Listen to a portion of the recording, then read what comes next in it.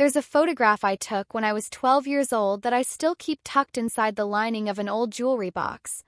It's a picture of an empty refrigerator.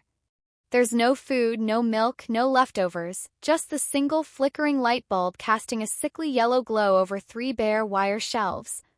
Right in the center, looking like a lonely red island, is a single ketchup packet I'd swiped from a fast food joint 6 blocks away. I took that photo on day 9. There were 21 days left to go. While I was staring at that empty fridge, my mother was in Paris. She was sipping champagne, tearing into buttery croissants, and posting flawless selfies in front of the Eiffel Tower. She was busy falling in love with a man named Grant, a guy who knew I existed but viewed me as a minor inconvenience he didn't care to deal with.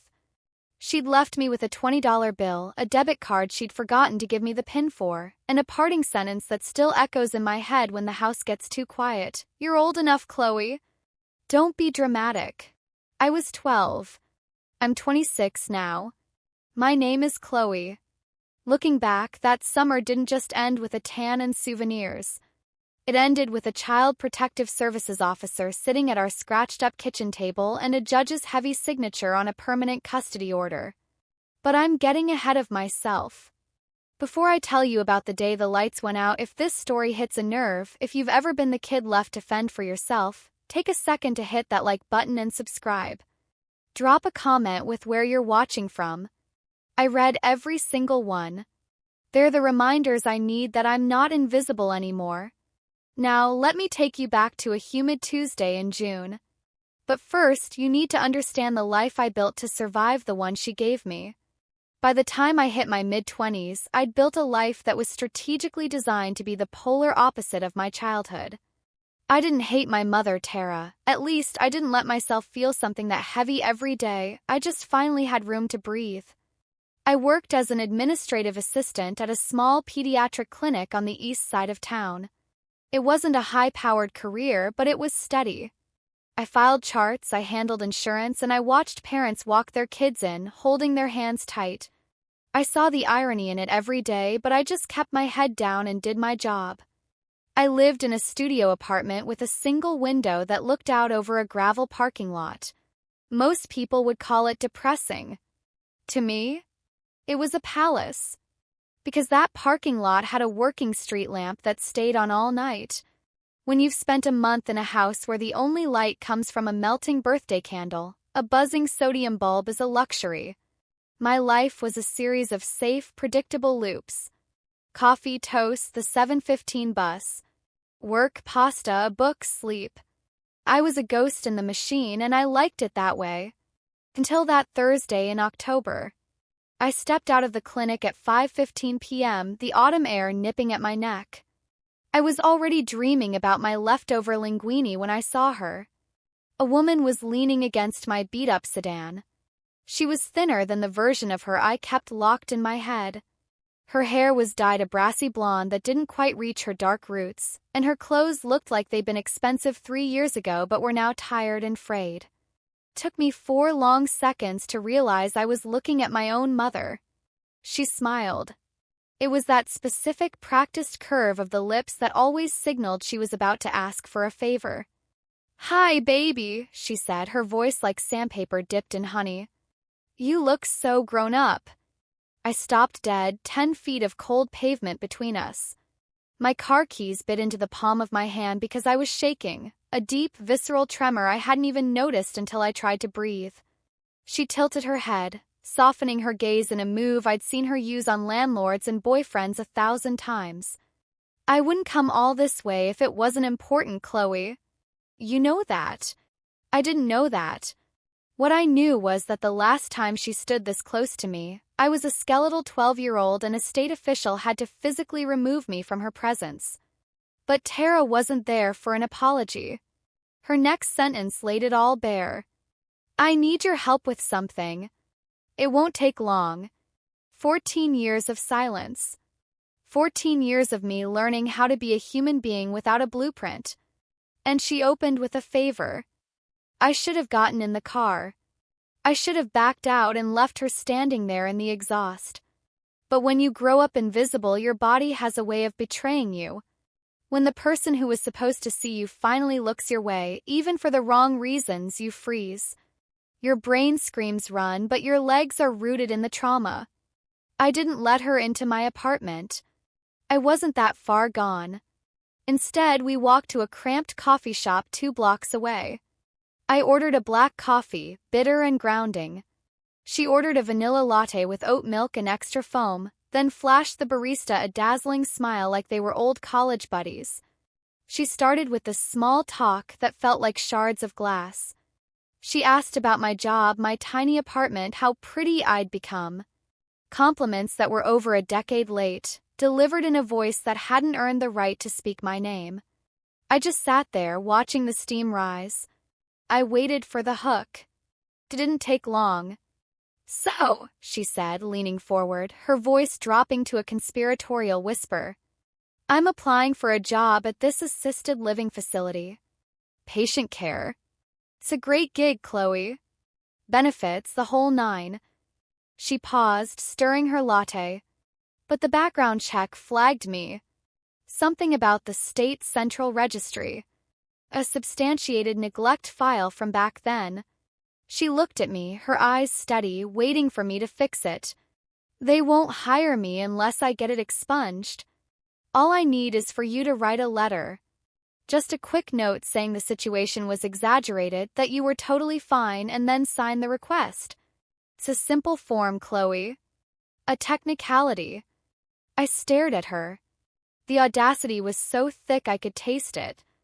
"You owe me, Chloe," she added, her voice sharpening just a fraction. "I gave you a roof over your head for 12 years. I made mistakes, fine. But you're not the only one who suffered. Mistakes." She said the word the way someone describes a traffic jam or a spilled drink. Not as the systematic abandonment of a child. In that moment, the coffee shop faded. The smell of roasted beans was replaced by the stale, metallic scent of a house that hadn't seen a grocery bag in weeks. I wasn't 26 anymore. I was 12, standing in front of that glowing, empty fridge, wondering if I could eat the ice crystals in the freezer. I didn't say a word. I didn't argue. I didn't scream. I just stood up, dropped $5 on the table for my coffee, and walked out. I could feel her eyes burning holes in my back through the window as I crossed the street, but I didn't look back. I drove home, slumped onto my kitchen floor with my back against the cabinet, and just breathed for 20 minutes. Then I reached for the bottom drawer of my desk. Hidden under my tax returns and my lease was a notebook. A floral cover, faded pink and yellow with a spine cracked in 3 places. I opened the journal. The handwriting was small, shaky. The work of a girl pressing too hard with a pencil because she was trying to keep her world from spinning off its axis. Day 1, Mom left. $20. Tara wanted me to tell the state of Ohio that it was an exaggeration. She wanted me to lie and say that a 31-day disappearance with $20 was just a big misunderstanding. So I'm going to tell the truth. Day by day. Exactly as I lived it. Because this journal saved my life, and it's about to destroy hers. To understand my mother, you have to see her the way everyone else did. She was gorgeous, charismatic, and always the first to laugh at a party. She had a talent for walking into a room and making everyone feel like they'd been waiting for her to arrive. At parent-teacher conferences, the rare one she actually attended, the teachers would tell me, "Your mom is so sweet, Chloe." And I'd smile and nod because that was the script. But at home, the frequency changed. She wasn't a monster, she was just absent. It was like she was constantly looking past me toward a life she actually wanted, one that didn't involve a kid she'd had too young. She worked at a real estate office, came home exhausted, and reheated whatever was cheapest. She'd tell anyone who listened that being a single mom was the hardest job in the world. And then she'd laugh that easy, charming laugh. I remember being 9 years old with a 103-degree fever. Tara had a friend's birthday bash. She left a pot of cold soup on the stove and a bottle of Tylenol on the counter. "Don't call me unless it's an emergency," she told me. "And a fever isn't an emergency, Chloe." Then came Grant. He was her boyfriend when I was 11 and 12. Grant sold insurance, drove a silver sedan he polished every Sunday, and smelled like expensive department store cologne. He wasn't mean. He just treated me like a piece of furniture. I was a lamp in the hallway, something to be stepped around. Every plan they made was we should go here, or we should try that. The we never included me. And Tara never corrected him. Not once. And the worst part? My mother put a lock on my mouth. One day in 6th grade, my teacher, Mrs. Gable, noticed I brought the same sad peanut butter sandwich every single day. No fruit, no chips, just bread and nut butter. She asked if I made it myself. That night, I made the mistake of mentioning it to my mother. She didn't get loud. She got scary. She grabbed my wrist, not hard enough to leave a mark, but hard enough to make sure I knew she owned me. "If you ever tell anyone what happens in this house, they will take you away," she hissed. "You'll go to a group home. No birthdays, no Christmas.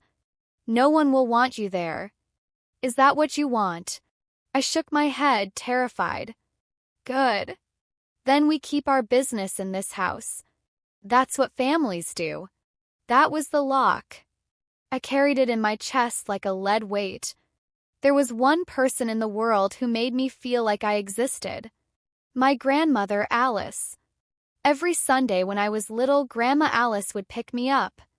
Her kitchen always smelled like butter and rosemary. She'd cook while I read at the table, and she'd quiz me on vocabulary words while she stirred the gravy. She bought me my first journal, the floral one. "Write down the things that matter," she told me. "Especially the hard things." But Tara and Alice didn't get along. It started the year I turned 10. Alice pulled Tara aside after a lunch and said, "Tara, you aren't taking care of that girl the way she needs. She's too thin and she's too quiet." That was the end. My mother drove us home in a cold fury. By the next week, Alice's number was blocked. When I asked for Grandma's address, Tara told me she'd moved away. "Your grandma doesn't want to see you anymore, Chloe," she told me herself. "She said you were too much trouble." I was 10. I believed my mother. It was a lie. Total, calculated lie. Alice had tried. She'd driven to our house 3 times that year. Tara just didn't answer the door. Alice sent cards every birthday. My mother intercepted them and threw them in the trash. I found this out much later, and when I did, something inside me broke that I'll never be able to fix. June came in hot and sticky. Tara and Grant had been planning the trip for months. Europe. Paris, Rome, Barcelona. She showed me the itinerary on her phone like I was supposed to be excited for her. "What about me?" I'd asked, my voice small. "You'll be fine," she said, not even looking up from her packing list. "You're practically a teenager." She didn't call Grandma Alice. She didn't ask our neighbor, Mrs. Gable. She didn't arrange a sitter. She just decided I was fine. On Tuesday morning, June 3rd, she zipped up 2 red designer suitcases. She tossed a $20 bill on the kitchen counter next to a debit card and a scribbled note. "No hug. No, I'll miss you. There's food in the freezer. Don't answer the door for strangers. And Chloe, don't be dramatic." I stood at the window and watched her car turn the corner. I waited for the brake lights. I waited for her to realize she couldn't leave a 12-year-old alone for a month. I waited for the car to U-turn. The street stayed empty. When I turned back into the house, I heard it for the first time, the silence. It wasn't just quiet, it was a physical weight. The hum of the fridge, the tick of the wall clock, and underneath it all, the sound of being forgotten. I checked the fridge. Half a carton of milk, some processed cheese slices, a bottle of mustard. 1 packet of ramen.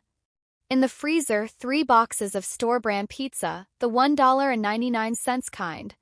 I sat at the table and did the math. $20. The dollar store was 6 blocks away. Ramen was 4 packs for $1. Bread was $1. If I ate 1 small meal a day, I could maybe make it 10 days. That left 21 days of nothing. I didn't write in my journal that night. I just lay in bed and listened to the house breathe. Day 2, I walked to the real grocery store to use the debit card. I tried to buy milk and eggs. The machine asked for a PIN. I tried Tara's birthday. Incorrect. I tried my birthday. Incorrect. I tried wish for. Locked. I had to leave the groceries on the belt and walk out while the cashier stared at me. Day 3, I ate cereal with water. The milk had turned. The smell made me gag as I poured it down the drain. I checked the phone. No dial tone. The bill hadn't been paid. Day 5, I knocked on Mrs. Gable's door. 3 knocks. Silence. Her car was gone, her blinds were shut. I slid a note under her door. Mrs. Gable, please call me when you're back. She never did. I found out later she was in Michigan for the whole month. My only safety net was gone. Day 7, the fear finally set in. Real fear. I had $11 left. 24 days to go. I could have walked to the police station, it was 12 blocks away, but I could still hear my mother's voice. No one will want you.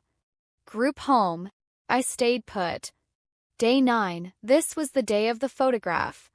My stomach wasn't just hungry anymore, it was humming. Constant, low-frequency ache. I walked to the dollar store. I had $7 and change.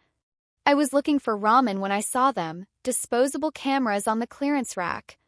$3.99. I don't know why I bought it.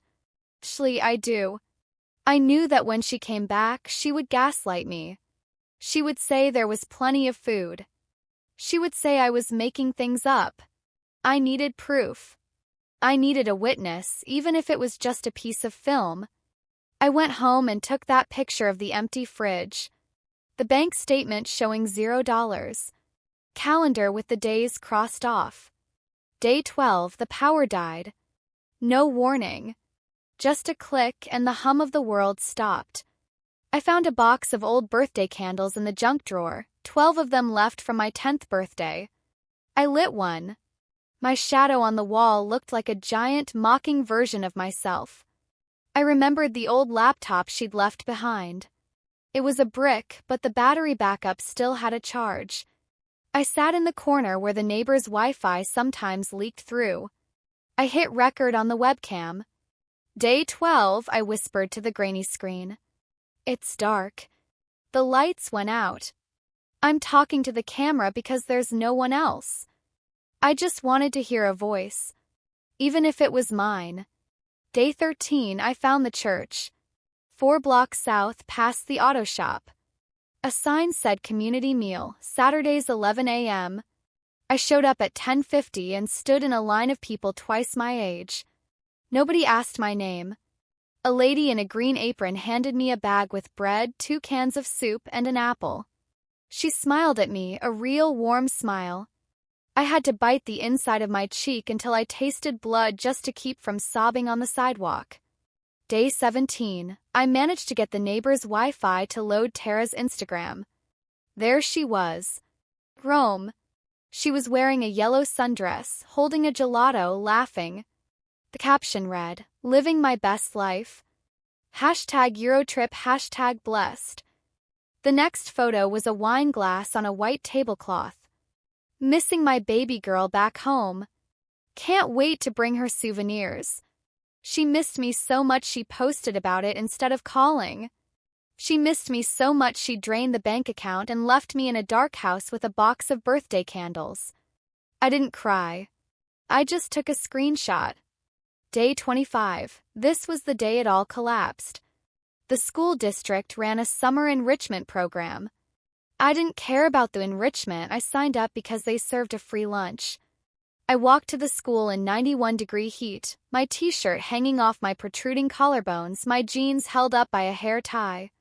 We were running laps in PE when the world started to tilt. The green grass turned white. My knees hit the track and everything went black. When I woke up, I was in the nurse's office. There was a cool cloth on my head and a box of crackers on the table. And there was Mrs. Whitfield. Mrs. Whitfield was my 6th-grade English teacher. She had sharp eyes and a lanyard full of keys. She didn't look at me with pity, she looked at me with focus. "Chloe," she said softly, "how long has it been since you had a real meal?" I reached for a cracker. I didn't want to answer. "Chloe, who is taking care of you this summer?" The lock in my chest tightened. "Group home. No one will want you." But then I looked at her. Really looked at her. And for the first time in 25 days, I let go. "My mom is in Europe," I whispered, my voice cracking. "She's been gone for 25 days. Mrs. Whitfield didn't move. She didn't even seem to breathe for 3 whole seconds. Then she put a steady hand on my shoulder. "You did the right thing, honey. I'm going to help you now." She didn't call my mother. She called CPS. Day 26, Donna Chase from Child Protective Services arrived. She was a no-nonsense woman in a navy blazer, but her eyes were kind. She walked through the dark, stale house. She saw the 3 empty soup cans in the sink. She saw the crossed-off calendar. "Chloe," she asked, "did you write anything down?" I gave her the floral journal. I showed her the disposable camera. I showed her the webcam videos. Donna read the first page of my journal and didn't speak for a long time. When she looked up, her eyes were red. "This is the most documented case I've ever seen from a child your age," she whispered to Mrs. Whitfield. She didn't even know she was building a case. Then she knelt down to my level. "Chloe, you are not in trouble. I promise. We're going to find your grandmother." Took Donna less than an hour to find Alice. My mother had told me Grandma Alice didn't want to see me anymore. She told me Alice was toxic. It was a lie. All of it. Day 27, a blue sedan pulled into the driveway. A woman with silver hair and a cardigan stepped out. She saw me standing on the porch, thinner, pale, shaking, and she stopped dead. Her hand flew to her mouth. She ran to me. When she held me, I smelled it, butter and rosemary. "I'm here," she sobbed into my hair. "I'm here, Chloe. I'm never leaving again." That afternoon, Grandma Alice signed the emergency guardianship papers. I packed a backpack with my journal, my camera, and my laptop. That was all I had that mattered. Before we left, Alice opened her trunk. She handed me a gift bag. Inside were 5 birthday cards, one for every year since I was 9. Each one had been returned to sender by Tara. Each one said the same thing: "I love you, Chloe. I'm still here." That first night at Alice's house, I slept for 9 hours.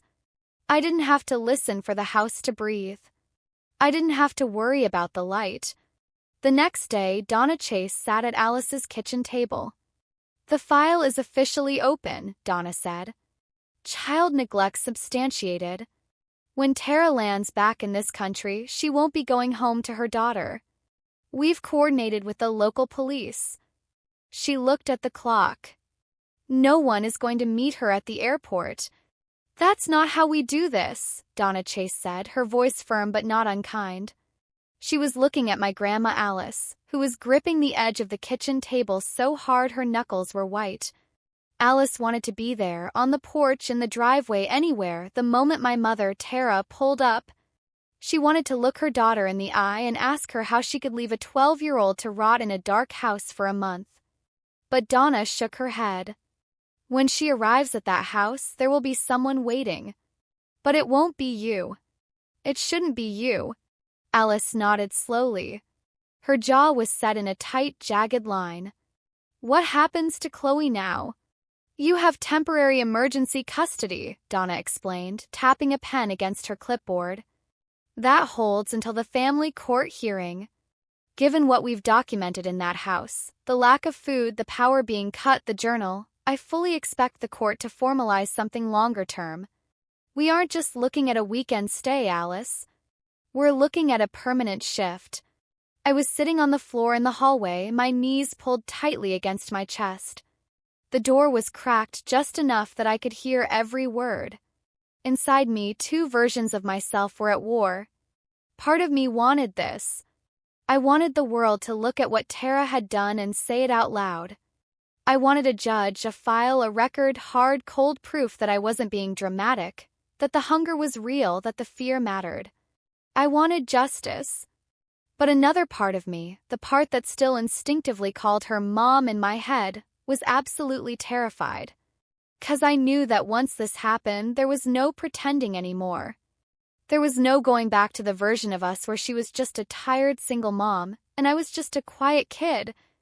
Have you ever wanted justice and been scared of it at the same time? Have you ever wanted someone to finally be held accountable but wished with everything you had that you didn't have to be the reason it happened? If you know that feeling, that stomach-turning guilt mixed with a desperate need for the truth, tell me in the comments. 'Cause at 12 years old, I didn't have a name for it. I just knew my hands wouldn't stop shaking. 3 days. In 3 days, Tara would walk through that front door expecting everything to be exactly as she left it. She'd expect to find me a little thinner, maybe a little dusty, but ready to fade back into the background while she showed off her French souvenirs. July 4th, Independence Day. You seriously can't make this stuff up. Tara's flight landed at 4:17 in the afternoon. I know the exact time because Donna Chase called Alice to confirm they were tracking the flight. I was sitting on the porch steps at Grandma Alice's house, watching the neighbor kids across the street set up sparklers in their driveway. The air was thick with the smell of charcoal and hot dogs. Somewhere down the block, someone set off a bottle rocket and a dog started barking incessantly. Inside, the phone rang once. Alice picked it up. I heard her say, "Understood." "Thank you." She came to the screen door, her shadow long against the mesh. "Donna says they're in position, Chloe. You stay here with me." I nodded. I wasn't there when it actually went down. Everything I'm about to tell you I learned later from Donna's official report and from Alice, who stayed on the phone with the agency late into the night. But I've imagined it so many times that it plays in my head like a movie I can't turn off. Tara and Grant took a cab from the airport. They had 2 suitcases each, expensive, matching designer sets they'd probably bought in a boutique in Barcelona. Tara's skin was bronzed. She had new, oversized sunglasses pushed up on her head, and she was laughing at something Grant said as the cab pulled up to our curb. Grant hauled the bags out of the trunk, grumbling about the heat. Tara walked up the driveway, her house keys already out. She might have noticed the unmarked sedan parked 2 houses down. She might not have. She was too busy being the lead actress in the movie of her own life. She unlocked the front door, stepped into the entryway, and called out like she always did when she came home and expected me to be her audience. "Chloe! I'm home. Wait until you see what I got you." The house answered with the same silence I'd lived in for 31 days. She kept walking, her heels clicking on the tile. She turned the corner into the kitchen, and that's when the movie stopped. Donna Chase was sitting at our kitchen table. She wasn't standing, she was sitting, calm, composed, her hands folded over a thick manila folder. Beside her sat my journal, open to a page in the middle where the pencil marks were heavy and desperate. Next to it was a row of photographs laid out in a neat clinical line. The empty fridge, the calendar with its 31 X's, the bank statement showing a balance of $0. And then the laptop. It was open to a still frame of one of my webcam recordings. Me, sitting in the dark, ribs visible through my t-shirt, lit only by the tiny blue light of the power indicator. A uniformed police officer stood near the back door, silent, arms crossed. Donna looked up. "Ms. Vance, please come in." Tara didn't move. I imagine this was the moment her brain tried to do what it did best, rewrite the scene. She was looking for a version of this where she was still the victim, where there was an explanation that ended with her being right and everyone else being wrong. But she couldn't find one. 3 seconds of absolute, crushing silence. No one breathed. The only sound in that kitchen was the hum of the refrigerator. The same hum I'd listened to for 31 nights in the dark. Donna had called the electric company 2 days prior to get the power restored, so the house was brilliantly lit. Every speck of dust, every empty soup can I'd left on the counter was visible. Tara's suitcase hit the floor. The telescoping handle clattered against the tile. No, this can't be happening, she stammered. Donna's voice didn't change. It was flat and professional, the kind of calm that sounds louder than a scream. Ma'am, please sit down. We have some questions. Behind her, Grant appeared in the hallway. He saw the officer. He saw the photos. He took one immediate step backward, his face turning the color of ash. Where is she? Tara's voice cracked. But it wasn't the crack of a worried mother. I know what her worry sounds like. It's always about herself.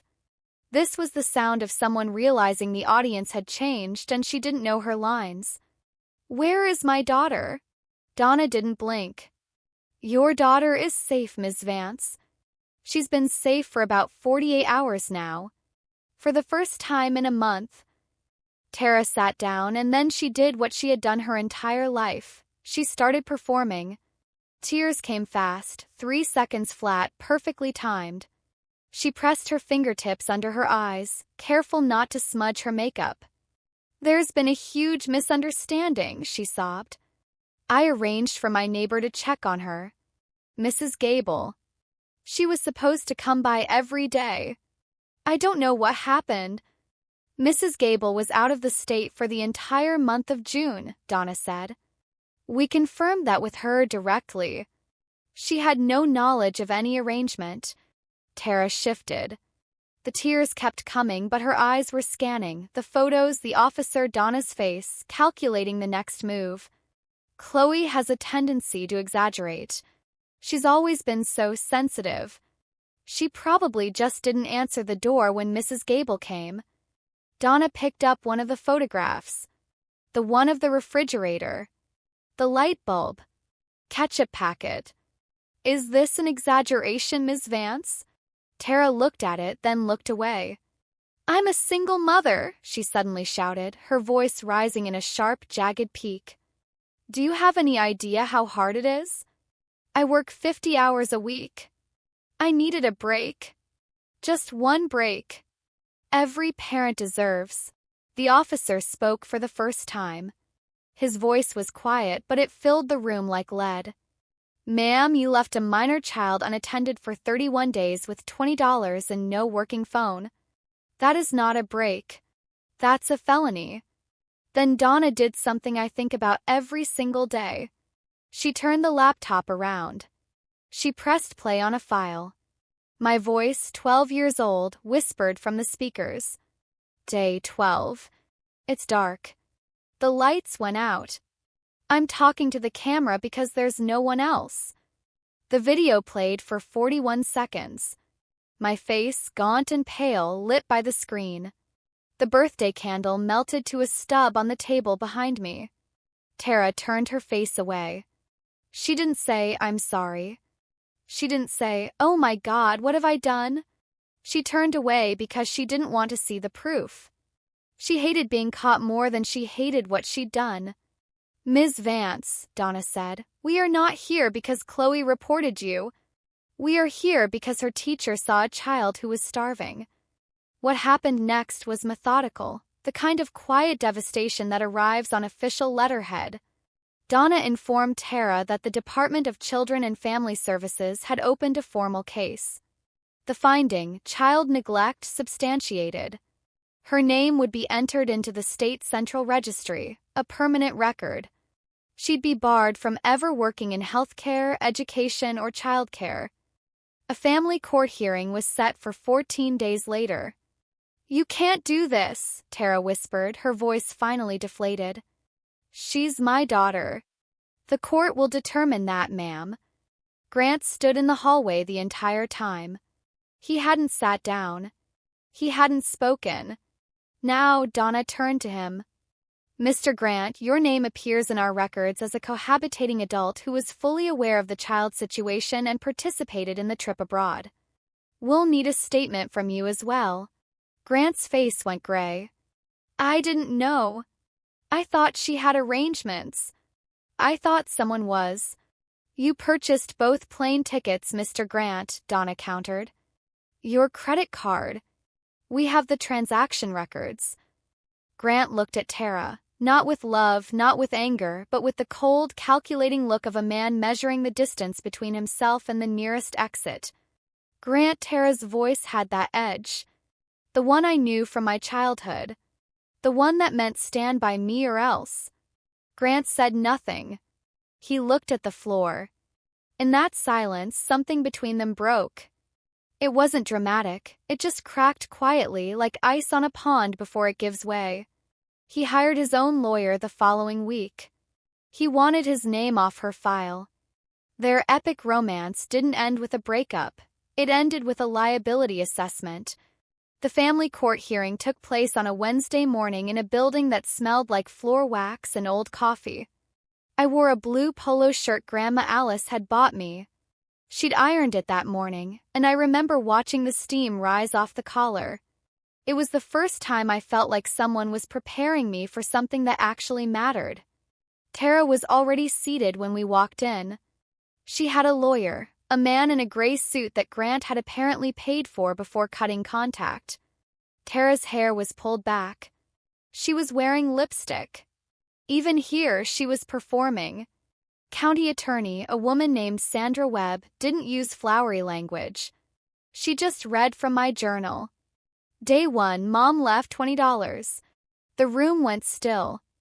Day 7, I'm scared, but I can't tell anyone because then everything will get worse. I looked at my hands in my lap. Day 12, no lights. I found birthday candles in the junk drawer. I have 4 left.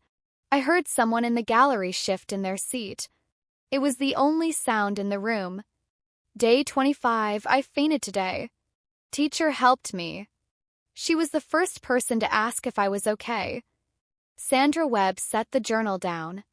Courtroom had that particular silence of a room full of people who are each privately imagining a child alone in the dark with a birthday candle. Judge Margaret Hayes looked at Tara over the rim of her glasses. Ms. Vance, do you dispute any of the entries in this journal? Tara's lawyer whispered something in her ear. Tara straightened her back. No, Your Honor.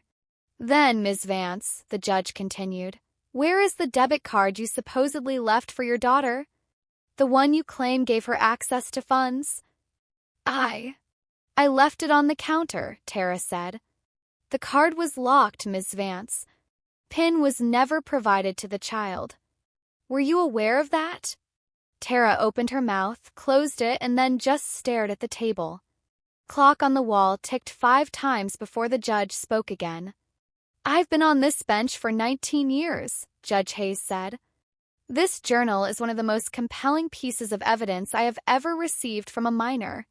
She paused for weight. The court finds as follows. Full legal custody of Chloe Vance is transferred to Alice Reed, effective immediately. Tara's parental rights weren't terminated. That's a longer, harder process, but her custodial rights were stripped. She was granted supervised visitation twice a month, and only if I consented. When we walked out of that courtroom, Tara was waiting in the hallway. Alice held my hand and kept walking, her eyes forward. But Tara stepped into our path.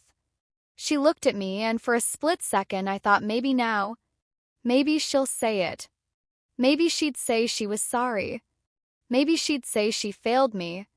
Instead, she looked at me with pure, cold resentment and said, I hope you're happy now. That was it. She walked past me, and I caught a trace of her perfume, something expensive and new, bought on a trip paid for with the money that should have fed me. Alice squeezed my hand once, hard. We're going home, Chloe. Grandma Alice's house was small. 2 bedrooms, a kitchen with a window that faced a row of tomato plants she'd been tending for years. Nothing about it was fancy, but everything about it was real. The first morning, I woke up to the sound of eggs cracking in a pan. I walked into the kitchen and there was a plate, toast, eggs, a glass of orange juice. Alice was sitting across from me, reading the paper like I'd been there all along. "How was your day?" she'd ask every single evening when I got home from school. Sometimes I'd say fine, and sometimes I'd say bad, and she'd listen either way. She never once told me I was being dramatic. The years after that moved the way years do when you aren't just trying to survive them. They just passed. I started making real friends. I joined the creative writing club because a teacher told me I was good with words. By my senior year of high school, I won a statewide essay contest. Alice taped the certificate to her fridge. Stayed there for years. I turned 18, graduated, got a job, and started community college at night. I moved into my own place at 20. It was a studio the size of Alice's kitchen, but the lease was in my name, and the door locked from the inside. Tara never called. She never wrote. She never showed up for a single supervised visit. Eventually, I realized it meant the same thing it always had. I was only useful to her when I served a purpose. Once she couldn't control the narrative, she didn't want the character. 22, I got the job at the pediatric clinic. I filed charts, I answered phones, I helped nervous parents. I hadn't opened that floral journal in years. Sat in my desk drawer, quiet like a fire alarm on the wall. You don't think about it until you need it. Then came that Thursday in October when Tara appeared in the parking lot. After I walked out of that coffee shop, after she'd had the nerve to ask me to erase her record, I thought she'd take the hint. I assumed she'd cut me off again, the same way she had everyone else in her life. I was wrong. Day 1 after the coffee shop. A text from a number I didn't recognize. "I just want to talk, Chloe. Please. That's all I'm asking." Day 3, "You can't ignore me forever. I am your mother." Day 5, she called Alice. Alice told me about it that evening, her voice that particular kind of flat it gets when she's choosing not to yell.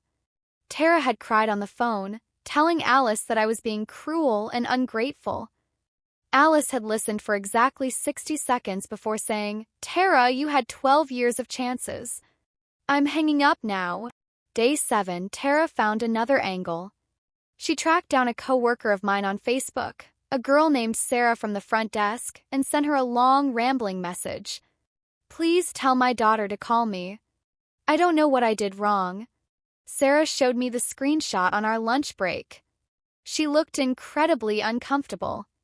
"I didn't respond," she said, "but I thought you should know." The words, "I don't know what I did wrong," sat in my chest like a splinter.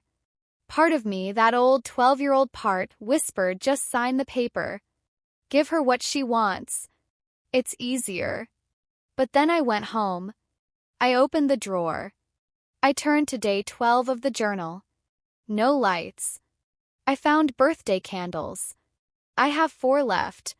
Still mattered. I called the legal aid clinic on a Monday morning. The attorney who took my case was a man named Paul Beckett. He was in his late 30s, wore wire-rimmed glasses, and drank his coffee black. He listened to everything, the texts, the Facebook messages, the coffee shop ambush. "We can send a cease and desist letter," Paul said. "It's not a court order yet, but it puts her on formal notice. She contacts you again, we file for a restraining order. That one has teeth." He drafted it that afternoon. I read it twice and signed it once. The letter was addressed to Tara Marie Vance. Not Mom, her full legal name. To bottom, I asked Paul to include one paragraph that wasn't legally required, but I needed to say it. "I will not sign any document to expunge your record. That record exists because of choices you made." I was 12. I did not choose to be left alone. I will not choose to erase the truth now. Paul raised an eyebrow, then nodded. "I'll include it." The letter went out via certified mail. Paul also told me something that landed like a stone in a still pond. Even if I had signed her form, the expungement would have been denied. A substantiated finding of neglect requires massive new evidence to overturn, not just a victim's letter. She had been lying to me again. One more performance. One more script she needed me to follow. The little girl who was afraid of group homes didn't live here anymore. 5 days after the letter was mailed, Tara showed up at the clinic. It was 9 a.m. on a Monday. The waiting room was half full. A mother was bouncing a toddler on her knee. An elderly man was flipping through a magazine. The front door opened and a gust of cool air followed Tara inside. She looked different than she had in the parking lot. Her hair was messier, her eyes rimmed with red. She looked like someone losing a fight with her own life and blaming the referee. "We need to talk right now," she said, her voice carrying across the quiet room. "I'm not leaving until you listen to me." I stood up. Here is what I did not do. I did not shout. I did not cry. I did not apologize. I spoke at the same volume I use when I tell a parent their appointment has been moved. "Tara, you were sent a cease and desist letter 5 days ago. You are at my workplace. I am going to ask you one time to leave. Don't call me Tara. I am your mother." I looked at her directly, the way I couldn't when I was 12. A mother does not leave her child alone for a month with $20. You lost that title in a courtroom 14 years ago. The waiting room went silent. The mother holding the toddler pulled her child closer. The old man lowered his magazine. Nobody moved. Tara stood in the center of that silence with her mouth open and nothing coming out. My office manager, Linda, appeared from the back. She positioned herself between Tara and the desk. "Ma'am, I need you to leave now, or I'm calling the police." Tara looked around the room, searching for an audience, for someone to take her side. But there was no one. She turned and walked out, the glass door closing with a soft hiss. Linda called the police non-emergency line before Tara's car even left the lot. It wasn't dramatic, no sirens, but an officer came by, took my statement, and documented the violation. "If she contacts you again," the officer said, "you have everything you need for a restraining order." I signed the report. Sarah brought me a cup of water. Sometimes the best thing a person can do is just be there without needing to fix anything. I called Alice on my lunch break. "It's over, Grandma." A pause, then Alice's voice, warm and certain. "Good. Come home for dinner tonight. I'm making your favorite." I think about that juice box in the nurse's office a lot. I think about the moment I stopped being invisible. It wasn't when someone finally looked at me. It was when I finally stood up and spoke the truth without apologizing for it. Tara's life didn't fall apart because of me. Fell apart because of the choices she made 14 years ago. I just stopped standing between her and the consequences. The job she wanted is gone. The social media accounts where she played the blessed mother are deleted. The image she spent decades constructing is gone, replaced by a paper trail that starts in Paris and ends in a dark kitchen. I got a letter from her 3 weeks later, sent to Alice's house to bypass the workplace restriction. "Dear Chloe, I know I made mistakes. I wasn't perfect, but I am still your mother. I hope you find it in your heart to forgive me. P.S. If you could reconsider the letter about my record, I would really appreciate it. I just need a fresh start." She wrote mistakes as if it were a parking ticket. She wrote I wasn't perfect as if the gap between perfect and criminal was a rounding error. And she signed it in lipstick. Not ink. Lipstick. Even her apology was a performance. I didn't reply. I didn't burn it. I just slid it into the drawer next to the journal. If she ever comes back, I have one more piece of evidence. It's Saturday morning now. I'm sitting in my studio apartment with a cup of coffee. I just opened the refrigerator. It's full. Milk, eggs, spinach, leftover pasta, a container of soup Alice made, 2 apples, a block of cheese. You don't understand what a full refrigerator means until you've opened one and found nothing but a light bulb and a ketchup packet. Now, every time I see food in there, something in my chest releases, a muscle I've been clenching since I was 12. I don't hate Tara. Hate takes maintenance I'm not willing to provide. I just don't make room for her anymore. Not in my house, not in my head, and definitely not in my refrigerator. Alice and I have dinner every Sunday. She's 75 now and still tends her tomatoes. She still asks, "How was your day?" and she still tapes my accomplishments to her fridge. Boundaries aren't walls to keep people out. They're doors where you hold the key. If you're listening to this and you were that kid in the dark house, or if you're the adult still afraid to say no, I want to tell you what my teacher told me. You don't have to protect anyone right now. Just tell the truth. My refrigerator is full. My phone works. My door has a lock that only I control. I am Chloe and I am finally completely home. If this story gave you the strength to set your own boundaries, hit that like button and subscribe for more stories of truth and resilience.